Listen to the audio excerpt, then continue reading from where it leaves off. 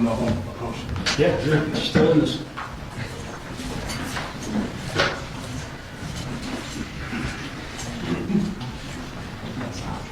What do you want?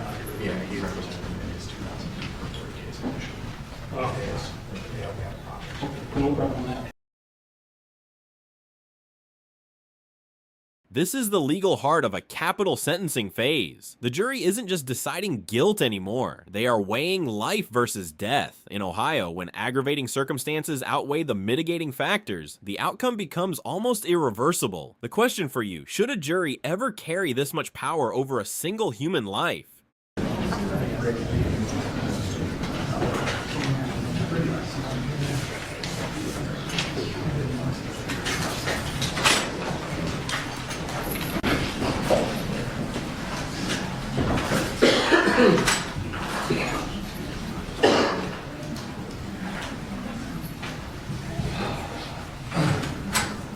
Please rise. Okay. Once again, be seated, ladies and gentlemen.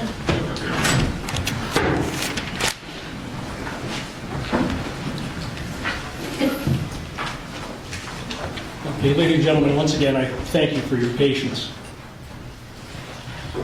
In every jury trial, the court tells the jury to evaluate the case on the law as it is given to them. The court admonishes them not to apply their own conception of what they believe the law should be. I can follow no different directive. On Thursday of last week, the jury found that the aggravating circumstances outweighed the mitigating factors beyond reasonable doubt, and therefore found. This is the legal heart of a capital sentencing phase. The jury isn't deciding guilt anymore. They're weighing life versus death. Aggravating outweighs mitigating beyond a reasonable doubt is the highest standard in the courtroom. And once the jury crosses that line, the outcome becomes almost irreversible. The question for you watching, should juries ever carry this much power over a single human life? The verdict of death to be appropriate. The defendant on numerous occasions indicated to the court that he would not be presenting mitigation evidence. Upon announcement of the verdict, he indicated that he did want to have an evaluation performed. The court prevailed upon the court psychiatric clinic to prepare a mitigation report. The defendant issued a subpoena to have the doctor appear in court.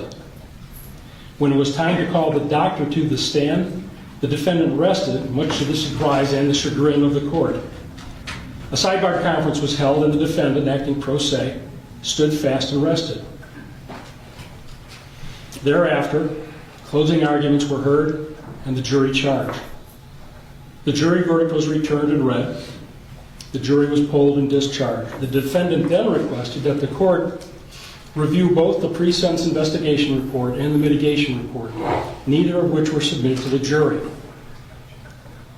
The court did review these documents and has evaluated this case in conjunction with the mitigation phase and the mitigation factors of 292904B of the Ohio Revised Code, as well as the statements adduced herein today. In addition to the mitigating factors in ORC 292904B, the court has considered the statements of 6 family members, all of whom relate that the defendant had a tough childhood. His older sister indicated that at age 5, he found his mother's gun and shot himself in the leg. The mitigation report, prepared by the court psychiatric clinic, adds some more significant insight. He found his mother's body after she OD'd on heroin when he was 19. He was hit on the head with a brick at age 12 and suffers from seizures. At age 9, he was repeatedly raped by his mother's male friend. According to a 2008 psych evaluation, the defendant has chronic problems with anger and has little regard for authority. There was a suicide attempt at the Euclid jail in 2006.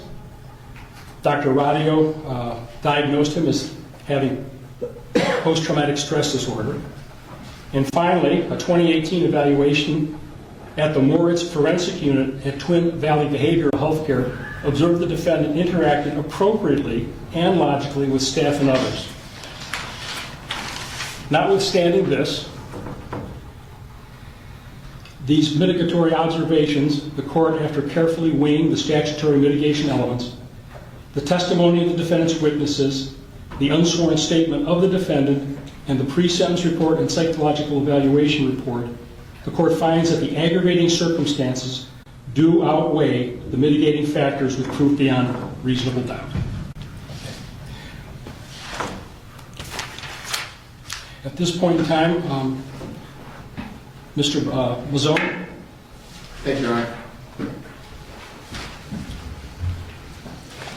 Your Honor, with regard to the sentencing on the other 8 counts, that the non-homicide counts that remain, first and foremost, Your Honor, the state of Ohio, we're only here today as a collective effort and a team effort, and the state wants to thank the Cleveland Police Department, including the homicide unit, the crime scene unit, the scientific investigation unit, and the 5th District, the FBI, the Medical Examiner's Office, and the Cuyahoga County Regional Forensic Science Laboratory.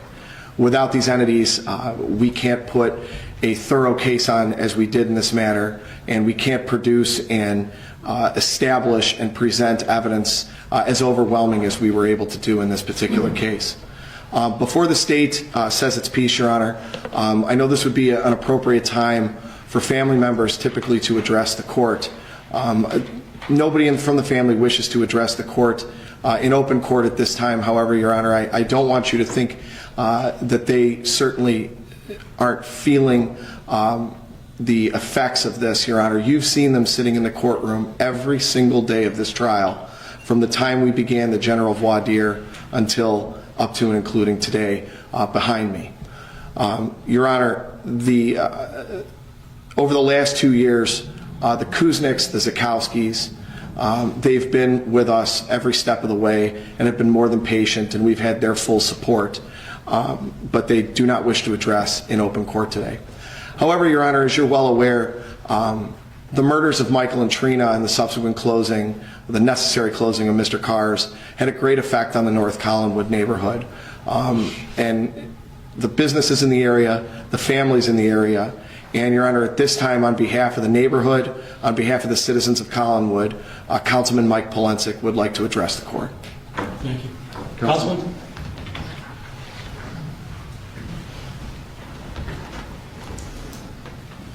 Thank you, Your Honor. I too would like to thank the jury, Cuyahoga County Prosecutor Michael Malley and his magnificent team of prosecutors, Detective Eccles, members of CPD, the Homicide Unit, the 5th District, and all the other law enforcement agencies that were involved in this process. Your Honor, from day one, this was never about vengeance. It's been about justice. I stood there on that Good Friday night as they carried out Mike and Trina and Axel in body bags. I was there. I saw the pictures from the corner. I saw what this individual did to them, the viciousness of the crime. He is a demonic killer, a demonic killer. It's one thing to rob somebody, but it's another thing to do what he did. Him and his cohorts, what they are predators. They prey upon our communities, upon our businesses, upon our citizens, and as we try to stabilize and rebuild our neighborhoods and our city, this is what we have to be confronted with. The North Shore Collinwood area, the greater Collinwood community, is a great neighborhood. This crime on Good Friday not only devastated the family and tore that family apart, it devastated the community because they didn't know, the businesses didn't know who was going to be next, if there's going to be somebody else. It could have been somebody else. It was Mike and Trina, it was their night to be preyed upon by him and his cohorts. What we want, Judge, and what we're asking for is justice on behalf of the people, of the community, and on behalf of Mike and Trina's family. He'll be around tomorrow. Mike and Trina aren't. They are not there. I saw what happened to that family. I saw what happened to that business. I've known this family for almost 40 years, how they contributed to our community, how they were supportive of one event, one activity after another. Since that brutal murders, that business has been closed. Other businesses have been apprehensive whether to invest in the community. But you know what? We're not going to let him and the other two parasites that were with them destroy our neighborhood. We're not going to let them destroy communities. We're going to rise above it, not only in this community, but across the entire city. That's the message we're looking for the court to send today, that when you commit these atrocities, there's a price to pay. There's a price to pay, and all the work that... Here is where these cases get deeply uncomfortable. The court acknowledges horrific childhood trauma, mental illness, and abuse, and still says it is not enough. This is the collision point between psychology and punishment. Can someone be profoundly damaged and fully responsible at the same time? These fine folks did here, all the investigators, was not in vain. And to remember what this family has gone through. I know how many times I've talked to them on a phone and have heard and the pain in their voice, saw what happened, was there. We want and deserve justice on behalf of Mike and Trina and Axel, on behalf of the greater community. Thank you. Thank you, Councilman. Thank you, Your Honor. May it please the court again. Your Honor, with regard to the non-capital counts, the 8 remaining counts, the state is here today to first ask for consecutive sentences. Your Honor, pursuant to the Ohio Revised Code, we believe that consecutive sentences are necessary to protect the public from future crime, not only to punish the offender, and that they would not be disproportionate to the seriousness of his conduct and to the danger he poses to the public. Your Honor, you heard during the mitigation phase of this trial that the defendant has a long and sordid criminal history, a juvenile record of at least 13 adjudications, and a trip to ODYS did nothing to rehabilitate him. As a young adult, he committed a burglary, was placed on probation, and while on probation, went ahead and robbed somebody at knife point. The defendant did 8.5 years in prison and still was not rehabilitated. He came out, and 6 months later, on Good Friday, on April 14th of 2017, walked into Mr. Carr's on Lakeshore Boulevard and ended the lives of 2 innocent people, killed a dog, and forever altered the lives of their family. Your Honor, the third prong that you need to consider is that you must find that one of the 3 statutory factors are present, and that's that the offender committed one or more of the offenses while he was under post-release control for... Here's where capital cases get deeply uncomfortable. The court acknowledges horrific childhood trauma, mental illness, abuse, and still says it's not enough.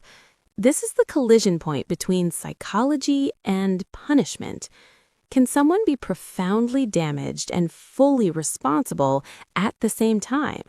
This is where jurors and viewers often split sharply. Prior offense. Well, he was. He was on post-release control for his 2008 burglary. At least 2 of the multiple offenses were committed as part of one or more courses of conduct, and the harm caused by those was so great or unusual that no single prison term would adequately reflect the seriousness. Your Honor, he killed 2 people. For what? As Mr. Schroeder stated last week, for some cash and 2 used cars to end 2 lives and a dog? And that the offender's history of criminal conduct demonstrates that consecutive sentences are necessary to protect the public from future crimes. It's been abundantly clear, Your Honor. All 3 of these prongs, of which you need only meet one, apply to Joseph McAlpin. The one thing we didn't hear today, Your Honor, was any remorse for the crime. We didn't hear any condolences to the family. The only ones we heard were the half-hearted attempts while questioning witnesses, making his self-serving, unsworn statement, and in his closing argument. And the one thing that he repeatedly talked about during his argument was family. That the state's going to commit an aggravated murder with prior calculation and design of him without considering his family or the fact that he has kids or grandkids or that he's a son and a brother or an uncle and a nephew. But Your Honor, the defendant is sitting there today because of his actions, his choices. Colin, Corinne, and young Kane are without a mother, a father, a stepfather, a stepmother because of his actions, through no fault of their own. They're without a dog, a family dog that was loved by Colin, used to go with him everywhere because of his actions, through no fault of Colin's, through no fault of Corinne's, through no fault of Cain's or any of their other loved ones. Michael and Trina were a son and a daughter. They were an aunt and an uncle. They also had people that loved them. And you heard testimony, Your Honor, through the course of 5 weeks. Mr. Carr's was like a family. It was a second home, as Colin called it. One of the ironic things about the timing of this trial was not only were we in session on the 2-year anniversary of the homicides on April 14th, but Randy Kuznick opened Mr. Carr's on April 1st of 1977. So we sat through this trial that effectively closed that business forever on the 42nd anniversary of its opening. You heard Colin testify that they had repeat customers for years and years. If something was wrong with the car, bring it back. Mike, Butch, one of them would fix it. It was almost like a lifetime warranty. You saw the people that they dealt with. You heard testimony from Daryl Sanders, the last person who had any contact with either Michael or Trina when he spoke with Trina at 5:30 p.m. on April 14th to tell her there was a problem with the title. He had known them for 10 years. He was still buying cars from them. In fact, he thought he may have paid too much for a used minivan, but still had no problem calling him, and they decided they'd work it out on Monday. You heard from Albert Martin. Albert's led a rough life, but you heard that Mike and Trina kept him around to do odd jobs around the dealership because it kept him out of trouble. It kept him off drugs. It was something for him to do. Your Honor walked through that dealership on the jury view. You saw Michael and Trina's Ford Focus that you saw in the video that was parked out on Lakeshore Boulevard. And you saw that Corinne and Cain's Easter baskets were still sitting in the back seat of that car 2 years later. The family that will never be the same are both families. But the striking difference, Your Honor, is that Mr. McAlpin's family won't be the same because of Mr. McAlpin's choices, because of his actions, and through no fault of the Kuznicks and the Zakowskis and their loved ones and their children. They will never see or speak with their loved ones again. And every year, regardless of whether it's April 14th or at the end of March, Good Friday will always have a significance to them. So they get it double. They get it Good Friday and on April 14th. Another holiday without their family members. Your Honor, the lasting effects that this case is going to have on the families of Michael and Trina necessitate consecutive sentences. The state would ask that you sentence on each of those 8 counts a maximum possible sentence and run them each consecutive to each other. Thank you. Okay. One housekeeping matter, we've got 1-year and 3-year firearm specifications for merger. Your Honor, each of those aggravated murder counts would have a 3-year firearm specification pursuant to Revised Code 2914B1G. Your Honor is required to run the 2 most serious. This is the moment everyone's been bracing for. No more arguments, no more mitigation, just numbers, statutes, and consequences stacked on top of each other. Notice how methodical the court becomes here, because when the sentence is this final, the law demands precision.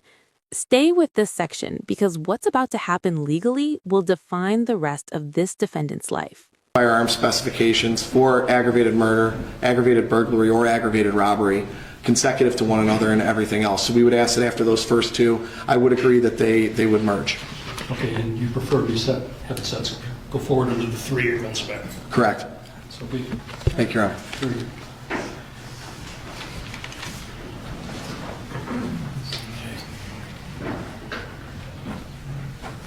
Okay, the court's going to proceed to impose sentence at this time.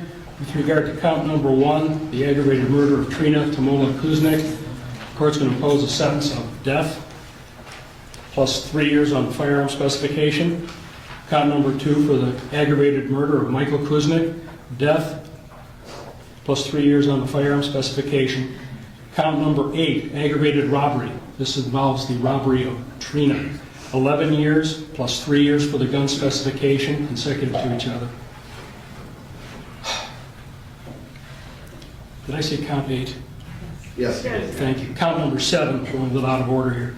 Aggravated robbery of Michael, 11 years plus 3 years for the firearm specification. Count number 11, aggravated burglary on Trina, 11 years plus 3 years for the gun specification. Count number 12, aggravated burglary of Mike, 11 years plus 3 years on the firearm specification. Having a weapon while under disability, count 21, 36 months. Count 23 and 24, both grand theft, 18 months each. And count number 26, cruelty to animals, 12 months. Counts 21, 23, 24, and 26 do not have any specifications attached thereto. With regard to the case at chief, obviously, counts 7, 8, 11, 12, 21, 23, 24, and 26 will in fact be served consecutive to each other, and this is necessary to properly protect the public from any future crimes that the defendant might commit and are proportionate to the seriousness of the offense. And finally, the court does observe, as stated in the pre-sentence report, that the defendant was on post-release control when he committed the offense and does have an extensive criminal history.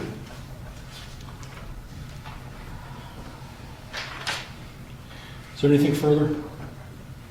I don't think I've overlooked anything, but double check now, please.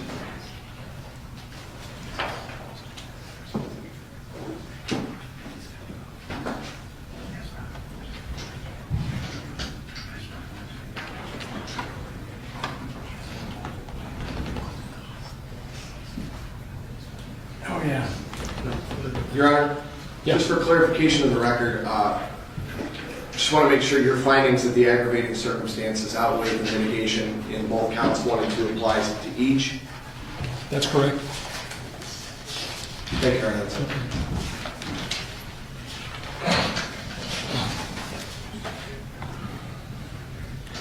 Yeah, I didn't say both counts, but yeah, that was what I was trying to imply. Your Honor, also there, I mean, I know it may be a moot issue, but post-release control. I was just going to take care of that, in fact, yeah.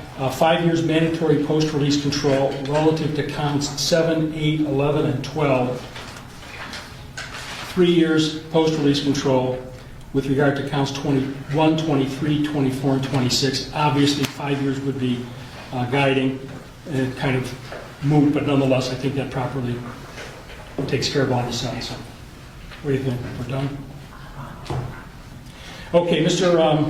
McAlpin, you do have the right to appeal this case. You have the right to have transcripts prepared. If you cannot afford the cost of appeal, the court will appoint or will pay for the cost of preparation of the transcript and order the documents prepared without cost.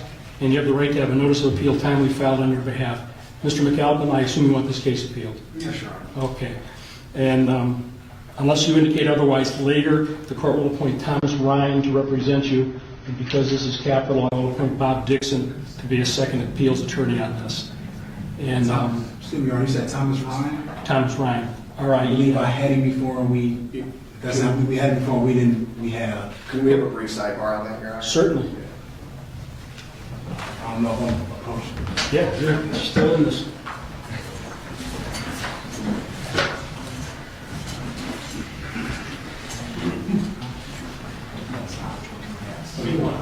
Yeah, he represented him in his 2002 burglary case initially. Oh, Yes. They had a problem. Okay, no problem on that.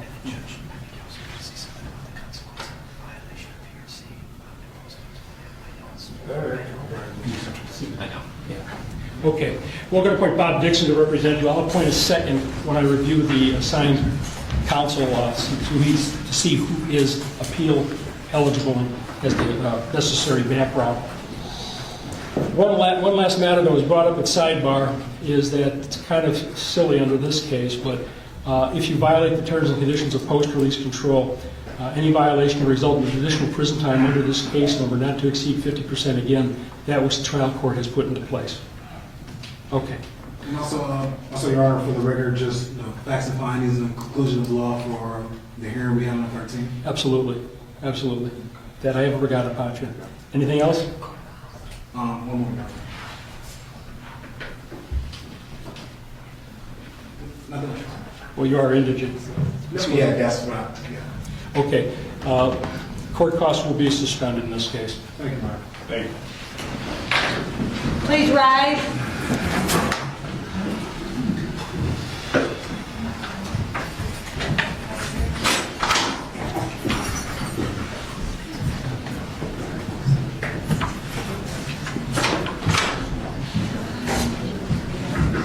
No more arguments, no more mitigation, just numbers, statutes, and a finality that most people can't fathom. The judge stacks the sentences, death plus decades, ensuring that even if the capital sentence is ever overturned, Joseph McAlpin will never breathe free air again. Was justice served, or is the cycle of violence just continuing? Tell us what you think in the comments.